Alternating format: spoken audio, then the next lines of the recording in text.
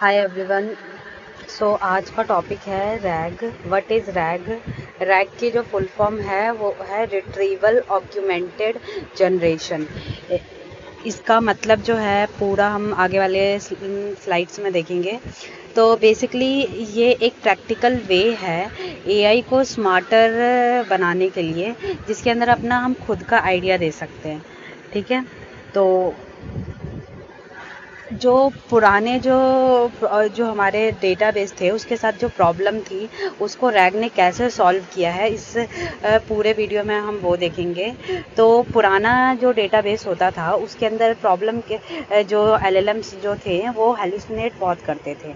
ठीक है, तो हेलुसिनेट कैसे करते थे? जैसे मान लो कि कोई भी एक एलएलएम है तो उसका जो डेटा है वो पुराना डेटा हो सकता है, एक फिक्स डेट तक आपके पास प्रेजेंट होगा। ठीक है, एंड जैसे मान लो कि एक चैट जीपीटी के पास ही पहले के टाइम पे एक एग्जांपल लेके चल रहे हैं कि पूरा डेटा प्रेजेंट नहीं था। तो तुम्हारी कोई कंपनी है उसका डेटा प्रेजेंट नहीं होगा। तुमने अपनी कंपनी के रिगार्डिंग कोई क्वेश्चन पूछा है कि मेरे कंपनी में इस पर्सन का क्या प्रोफाइल है, तो वो नहीं बता पाएगा। तो इसलिए हमें कुछ ऐसा डेटाबेस चाहिए था जिसके अंदर हम अपना प्राइवेट डेटा भी दे सकें एंड वो हमें एक प्रॉपर रिस्पांस जनरेट करके दे। इसलिए हमने रैग का यूज़ किया। तो यहाँ पे LLMs know a lot but they don't know your data. Okay, trained on a public internet data, not your private data. Means कि जो भी डेटा उसके अंदर दिया गया वो पब्लिक जो भी अवेलेबल है वो डेटा दिया गया है। Knowledge has cut off data, मतलब कि बहुत मिनिमम नॉलेज है, उसको आपके पर्सनल चीज़ों के बारे में नहीं पता होगा। कैन कॉन्फिडेंटली मेकअप आंसर, और जो आपका जो प्रॉपर आंसर है जो आप चाहते हैं तो इसकी वजह से वो नहीं दे पाता है। Can not it sources. Okay, the core idea, जो इसका कोर आइडिया ये है कि retrieval augmented and generation. Retrieval का मतलब है कि फाइंड करेगा relevant document from the trusted source, क्योंकि अब जब कोई भी डॉक्यूमेंट आप अपलोड कर रहे हैं तो वो आपका पर्सनल डेटा है एंड आपको पता है आपको कितना डॉक्यूमेंट और कितना डेटा आप एक्सेस देना चाहते हैं आप दे सकते हैं। एंड देन फिर उसके बाद augmented, inject those fact into a prompt and context. फिर जो भी आपने सोर्सेज अपलोड किए हैं उसमें से वो सारा का सारा सोर्स को नहीं आपको दे देगा दोबारा से रिटर्न में, बल्कि जो सवाल पूछा उससे रिलेवेंट आंसर जो मिलेगा वही दिया जाएगा। फिर जनरेशन, फिर एलएलएम आंसर आपको देता है जो कि बहुत एक एप्रोप्रिएट आंसर होता है कंपेयर टू एक पब्लिक डेटाबेस के ऊपर जो आंसर आपको मिलेगा। सो अब रैग काम कैसे करता है? तो रैग काम करने के लिए पहले मान लो कि आप एक यूज़र हैं एंड उसमें आपने क्वेश्चन पूछा अपनी लैंग्वेज में कि व्हाट इज़ एआई। ठीक है, फिर उसके बाद सिस्टम सर्च नॉलेज बेस में वो गया, उसने अपना वेक्टर डेटाबेस में उसने सर्च किया। आपने मान लो कोई पीडीएफ कोई बुक अपलोड करी है, उसके अंदर वो पूरा उसका डेटाबेस के अंदर वो नॉलेज फीड कर रही है आपने, तो वहाँ पे जाके वो सिमेंटिक सर्च करेगा। दो तरह के सर्चेस होते हैं, एक होता है कीवर्ड सर्च एंड एक होता है सिमेंटिक सर्च।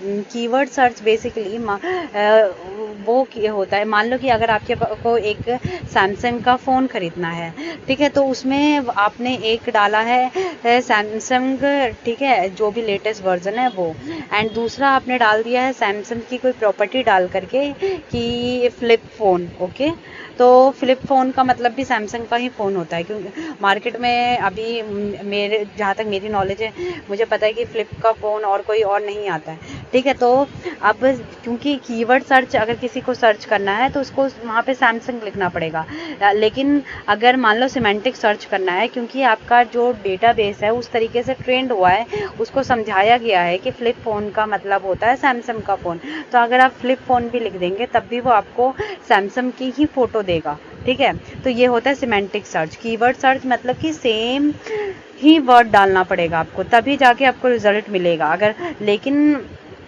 जो सिमेंटिक सर्च होता है वो आपके इमोशंस भी समझता है।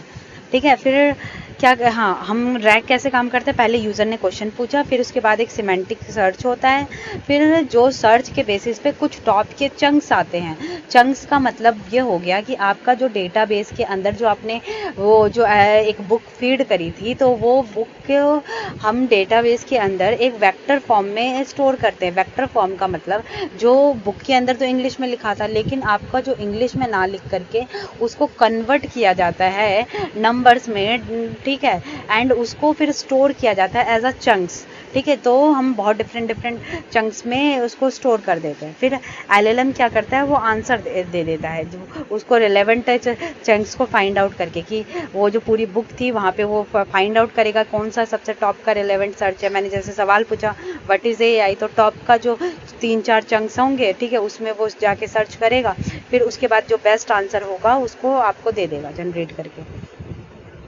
की कंपोनेंट, तो कंपोनेंट क्या क्या होते हैं रैग के, बहुत सारे लोडर होते हैं, जैसे document data sources PDF website, जो कि हमने डॉक्यूमेंट एक बुक हमने जैसे अपलोड करी, एक पीडीएफ है, वो हमारा एक कंपोनेंट हो गया। फिर वेक्टर डेटाबेस, मैंने अभी वेक्टर डेटाबेस के बारे में समझाया कि उसमें टेक्स्ट को नंबर्स में कन्वर्ट किया जाता है, ठीक है, and store in numerical embedding, so similar to concept can be founded.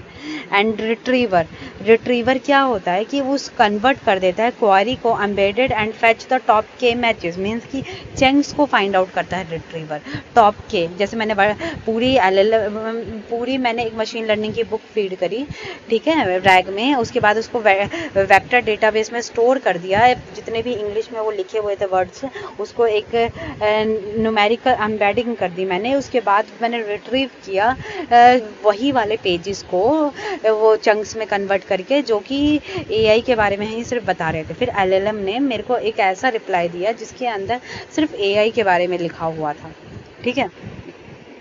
So different type के लोडर होते हैं जो कि यूज़ होते हैं कन्वर्ट करने के लिए एक पीडीएफ को न्यूमेरिक नंबर्स में एम्बेडिंग में। तो डॉक्यूमेंट लोडर हो गया जैसे, तो what is document loader? First step, read your raw data from the source file, convert it into a standard document object. Each document page contain metadata, feed into a splitter.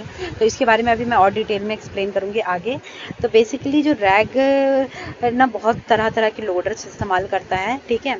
तो उसमें से document loader एक है, and जो कि हर एक PDF के अंदर एक मेटा डेटा होता है। अगर आपने HTML के साथ काम किया होगा तो हम वहाँ पे UTA करके एक डाल देते हैं जिसमें मेटा डेटा ये सब स्टोर किया जाता है, और कुछ आइकन्स होते हैं, इमेज होते हैं, टेबल होते हैं। तो ये सारे वो डॉक्यूमेंट लोडर की मदद से हम उसमें से फैच कर पाते हैं। डिफरेंट टाइप के लोडर क्या होते हैं, टेक्स्ट लोडर हो गया, पीडीएफ लोडर हो गया, CVS loader, directory loader, okay, and web based loader, unstructured loader, means कि आपका जो भी टेबल वेबल होगा उसको स्ट्रक्चर में नहीं होगा लेकिन एक स्ट्रक्चर भी आता है। यूट्यूब लोडर, ठीक है, जो आपके वीडियोस जैसे यूट्यूब के होते हैं उसको एक ट्रांसक्रिप्ट में कन्वर्ट करके करते हैं। फिर विकिपीडिया लोडर, ओके। सो SQL डेटाबेस लोडर भी होता है। ये कुछ टाइप्स के लोडर हैं, ठीक है।